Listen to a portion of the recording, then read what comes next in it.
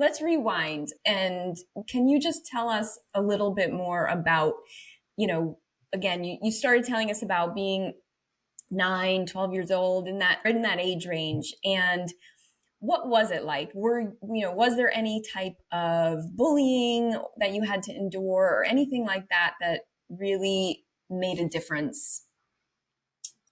Well, I think anybody who's in a larger body knows that bullying and comments come from everywhere. I Yeah, mean, I'm putting together a presentation for a group of very special individuals next week, I know and who they are.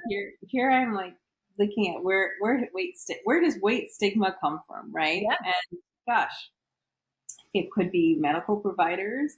It could be Hmm. your boss. It could be your colleagues. It Hmm. could be strangers. Hmm. And I think the one that's most heartbreaking is it could come from inside your own home.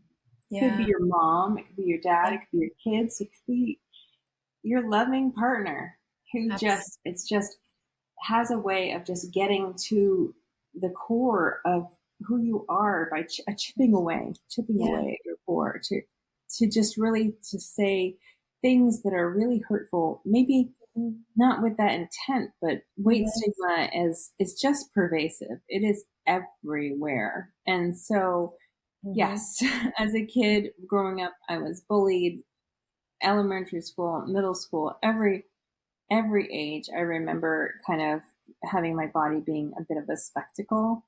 And Mm. so I mentioned that over the years I struggled with binge eating disorder and then lipedema. And so, when I stopped doing a lot of things that I loved for two reasons. One is I didn't feel like I fit in. I didn't Mm. feel like my body fit into the mold. I mean, back then, around 1998, before the year 2000, right? When I wanted to maybe take a hike, I went to the Hmm. hiking stores and there was nothing that fit me. And also, I didn't look like any of the marketing either. So Hmm. why would I think that I could be part of that culture? But, I was about to turn 30, I guess. And I Hmm. realized that I wasn't going to get any younger. And if I Hmm. wanted to do things, like as I kept telling myself, like, I'll do this when I lose weight, I'll do that, I'll go on these hikes when I go lose weight. I'll buy a Right. new wardrobe when I lose weight. I'll go see the doctor when I lose weight. I mean, and I Right. realized that that clause was like after everything that would have brought me joy, wellness, love for myself, that I Fulfillment. decided fulfillment, right, right. Hmm. And things that I deserved in truly, but society taught me that because I was bigger, that maybe I didn't deserve those things. And so I decided that that's no way to live. And I'm going to just maybe start hiking. And I live in New Jersey, so there are plenty of flat trails to get started Hmm. on that endeavor. I got the 50 Hikes of New Jersey book, and I Awesome.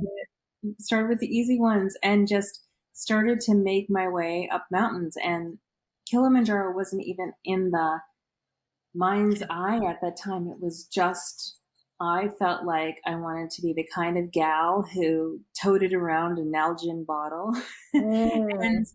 and saw beautiful things. And Right. I could do that. No, I realized after, taking that first 20-minute hike, of course I was like suited up like I was going to go up Everest because it was terrifying. Yeah. I thought of all the things that could go wrong because dovetailed with binge eating disorder is anxiety and depression. So the Sure. anxiety always kicks up when I'm doing something new or kind of scary. So I'm Sure. thinking to myself of all the things that could go wrong. Like I could get lost. I mean, like I'm hiking in New Jersey. I'd like end up in a Target parking lot. It's so Right. silly, right? Um, Yeah. Yeah.